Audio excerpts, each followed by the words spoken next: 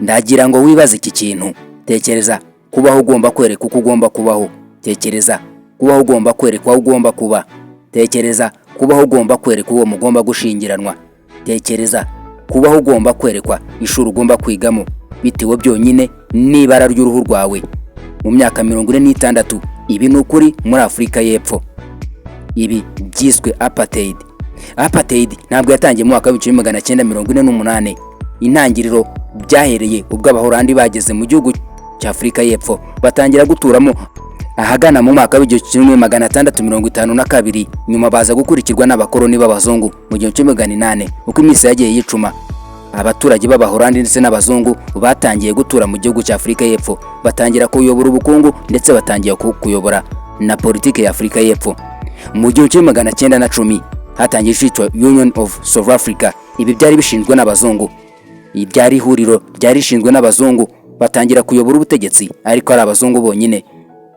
Abanyafrika b'Abanyafrika y'Epfo b'abirabura bari batangiye gukurwa muri politike, batangira gushirwa kure. Ahangaha Apartheid yari itangiye. Mu 1948 buri kintu cyose cyarahindutse, ibintu byaje kugenda nabi. Haje gushingwa National Party. Iyi ngiyi yatsinze amatora, itangira kuyobora igihugu cya Afurika y'Epfo ariko iyobowe n'abazungu bonyine. Ibi ngibi ivangura ruhu ryari ritangiye. Apartheid intego yari igaragara kwari ukurinda abazungu cyangwa se gushira hejuru abazungu, naho abirabura bagakomeza gushirwa hasi ndetse bagakomeza guhohoterwa n'abazungu bari bihariye ubutegetsi bwa Afurika y'Epfo. Ibintu byaje gukomeza, igihugu kigomeza kuzura n'ivangura ruhu rikabije, aho bashizeho itegeko rigenga abaturage uko bagomba kubaho. Hari batangiye gushira amatsinda mu baturage: abazungu, abirabura, abarabu ndetse n'abahinde. Yari amabara y'uruhu yari yiganje mu gihugu cya Afurika y'Epfo. Ibi ngibi byari amatora kwari kugira ngo buri wese agire ahantu abarizwa. Uku gutandukana kw'abaturage bitewe n'amabara y'uruhu byaje kugeraho miliyoni z'abaturage batangiye guhatirizwa uko bagomba kubaho, uko bagomba gutura, ndetse babumbira mu tudugudu dutoya. Batangira kujya bababumbira ahantu abirabura batuye ari benshi, ndetse n'ubuzima bugoye, nta mazi, nta mashanyarazi, ibikorwa remezo bitabageraho abaturage b'abirabura. Ibi ngibi byatumye imiryango imwe n'imwe isenyuka, impfu zitangira kwiyongera. Iri tegeko ryakomeje gutera imbere, abaturage b'abirabura bakajya baherezwa impapuro cyangwa se bakambuka ko bafite impapuro zibemerera gutambuka. Ibi byamaze igihe kinini, ubwo umuturage w'umwirabura wabaga adafite ikarita rimwemerera gutambuka cyangwa se adafite urupapuro rwemera ko atambuka cyangwa se ngo agenda, yarafungwaga. Iyo uterekanaga urupapuro abapolisi baragufungaga uri umwirabura.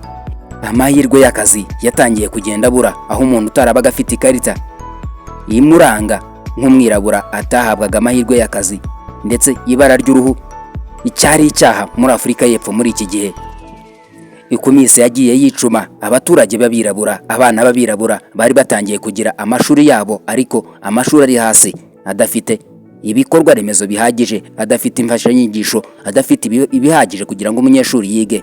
Iyi yari sisiteme yari yubatswe n'abazungu, igamije kwigisha abana b'abirabura gutegurwa mu gukora imirimo y'amaboko kurusha gukoresha imirimo yo mu mutwe, nk'uko abazungu bagombaga kwiga neza mu mashuri meza abategura kugira ubwenge. Ahangaha uburezi bwari butangiye kuba igikoresho cyo kubabaza abaturage b'abirabura.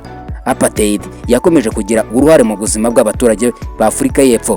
Batandukanwa mu mashuri, hakiga abana b'abazungu n'abirabura bakiga mu mashuri aciriritse. Ibitaro byavuraga neza byabaga bivurirwamo abazungu bonyine, n'abirabura bakavurirwa mu bitabo bidahagije.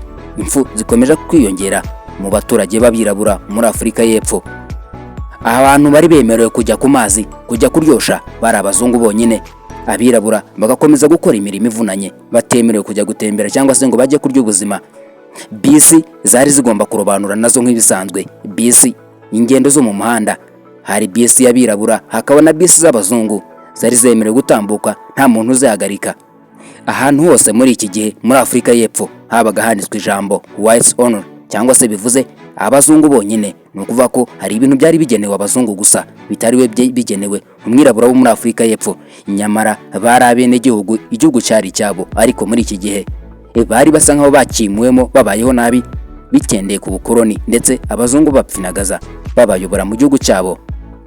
Kuvanga guturana byari icyaha, ndetse gushingiranwa cyari icyaha gihanwa n'amategeko cyane, cyari gikomeye. Nta mwirabura wari wemerewe gushingiranwa n'umuzungu kubera ko cyari icyaha, warafungwaga cyangwa se ukicwa.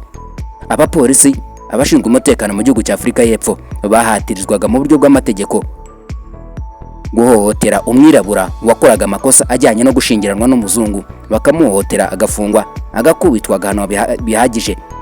Imijyi mito yabaga yikubiyemo abirabura benshi, batuye bacucitse, batabona ibikorwa remezo, ndetse iki gihe abaturage bari batuye mu mijyi ikomeye myiza bari abazungu bonyine, bakize ndetse bafite ibintu biteye imbere, mu gihe abirabura babaga babayeho nabi aho babaga batuye.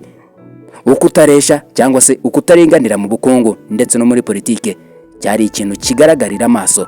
Ariko Abanyafurika y'Epfo ntabwo bakomeje guceceka babirabura, kuko hatangiye cyitwa African National Congress. Iri ryari ishaka, yari muvoma yari itangijwe n'abirabura yo kwigaragambya cyangwa se kugaragaza ubutabera ndetse no kugaragaza ko nabo ari abantu nk'abandi. Mu mwaka wa 1950 hatangijwe ukwigaragambya mu buryo bw'amahoro, ariko byaje kugenda nabi. Mu mwaka wa 1960 bwiswe Chapeville Massacre. Ibi ngibi bikaba byarabaye aho abaturage bishwe bari kwigaragambya banira ukwishura kwizana, bishwe n'abapolisi, kandi nyamara bari kwigaragambya mu buryo bw'amahoro. Ariko abantu bagera kuri 69 barishwe muri iyi myigaragambyo. Nyuma y'ibi ngibi abaturage ntabwo bakomeje guceceka, bakomeje kwigaragambya. Rimwe na rimwe n'igisirikare kikazamo kikica abaturage bari kwigaragambya baharanira ukwishura kwizana. Muri icyo gihe hari umugabo wari ukomeye warushaka impinduramatwara mu gihugu cya Afurika y'Epfo, Nelson Mandela. Nelson Mandela yaje kwishira hamwe n'abandi baturage batandukanye, arabayobora, batangira kwigaragambya. Mu 1962 Nelson Mandela yaje gufatwa, arafungwa bikabije, arahanwa kubera kwigaragambya, kwigomora kuri leta yari hari y'abazungu. Mu 1964 Nelson Mandela yaje guhamwa n'ibyaha byo kugambanira igihugu ndetse no gukora ibintu bitemewe byo kugambanira politikari. Muri icyo gihe muri Afurika y'Epfo Nelson Mandela yaje guhamwa n'ibyaha, bamufunga igifungo cya burundu muri gereza mu mwaka wa 1964, aho yamaze imyaka 27 afungiwe muri gereza yari ihereye mu birwa bya Robben. Ibi ngibi byari bimeze nabi, abaturage batangiye kwigaragambya kubera ko bari bafunze umuntu bagenderagaho bashaka kwishura kwizana mu gihugu cyabo cyo gukomeza gukandamizwa n'abazungu, nyamara bari mu gihugu cyabo. Ibi ngibi abaturage byarabababaje, bakajya batangira kwigaragambya. Isi yose muri rusange bigaragambya basaba ko Nelson Mandela yafungurwa akarekurwa kubera ko nta cyaha yakoze. Ibihugu bitandukanye byari bikomeye byatangiye gushiraho ibihano ku gihugu cya Afurika y'Epfo, batangira gushiraho ibihano by'ubukungu. Ibi ngibi bikomeza kugenda nabi, pressure igenda izamuka, abaturage ba Afurika y'Epfo batangira kubaho nabi. Mu 1980 igihugu cya Afurika y'Epfo cyari kibayeho nabi, ubukungu bwari bumeze nabi, ndetse mu gihugu imbere hari imyigaragambyo igenda yiyongera. Imyigaragambyo mu baturage yari imaze kuba myinshi. Ahagana mu mwaka wa 1980 perezida wari uhari witwaga Frederick Willem de Klerk, uyu nguyu yaje gukora ikintu gitangaje. Yafashe umwanzuro utangaje, ashiraho kurekura Nelson Mandela, aramurekura ava muri gereza. Nyuma y'imyaka 27 Nelson Mandela ari muri gereza, yaje gufungurwa, ararekurwa, ashirwa hanze. Ibi ngibi byaje gukomeza. Nelson Mandela ntabwo yari yarahindutse, yakomeje kuba umuntu haranira ukwishura kwizana kw'abirabura. Abirabura batangira kwishima babonye Nelson Mandela avanwa muri gereza bitewe na perezida wari uhari muri icyo gihe w'umuzungu. Byaje kugenda gute rero? Mu 1994 bwa mbere mu mateka ya Afurika y'Epfo hari habaye amatora agendeye mu muco, aho abaturage bose batoye. Abirabura baratora, abazungu baratora. Bwa mbere mu mateka umwirabura aba perezida. Abaperezida w'igihugu cya Afurika y'Epfo Nelson Mandela yabaye perezida, imfungwa iba perezida mu mwaka. Nyuma y'imyaka 27 afunzwe, Nelson Mandela yahawe ubutegetsi. Icyo gihe Apartheid yari irangiye. Nelson Mandela yarabaye umuyobozi w'igihugu, atangira kunga abaturage ba Afurika y'Epfo, abirabura n'abazungu, arabunga. Gusa ikosa na n'ubu abantu bibaza, nta kintu bamwe bavuga ko nta kintu yakoze, kubera ko Nelson Mandela yarekeye ubutunzi abazungu bari bafite. Abirabura bakomeje kugira ubukungu bukeya kubera ko bwari bwarafashwe n'abazungu. Ariyo mpamvu n'uyu munsi imyigaragambyo cyangwa se amakimbirane ahora hari muri Afurika y'Epfo, aho umwana avuka akabaza ababyeyi be imirage, umwana agasanga imirage ifitwe n'abazungu kubera ko Nelson Mandela ntiyatumye abazungu barekura ibyo bari bafite, ahubwo barabigomanye bagakomeza kuyobora mu gihugu cya Afurika y'Epfo. Nyamara imyigaragambyo yararangiye ndetse abaturage babana mu mahoro, ariko ubukungu barabugumanye. Abaturage bo muri Afurika y'Epfo b'abazungu ubutunzi barabugumanye, ariko nta ntambara yongeye kubaho cyangwa se kwicana mu buryo bugaragara. Ibi ngibi bikaba byaragizwemo uruhare na Nelson Mandela. Igihugu cya Afurika y'Epfo cyatangiye kwiyubaka, ukuri ndetse no kwishura ukwizana kw'abaturage kwaratangiye mu gihugu cya Afurika y'Epfo. Ubumwe n'ubwiyunge biratangira mu gihugu cya Afurika y'Epfo. Ahashize harangwaga no kwishura ukwizana kw'abazungu gusa bonyine no gupfinagaza abirabura.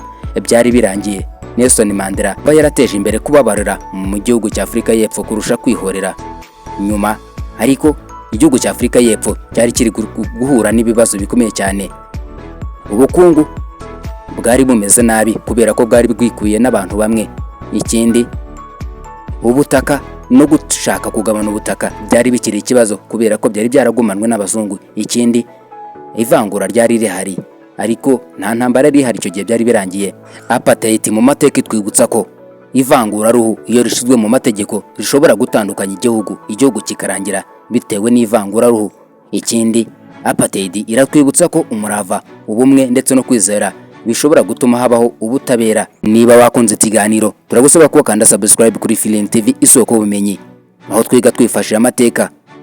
Ikindi, usharinga ikiganiro kize kugera ku nshuti zawe nabo basobanukirwe amateka y'ibyabaye. Iyi ni Film TV. Ciao.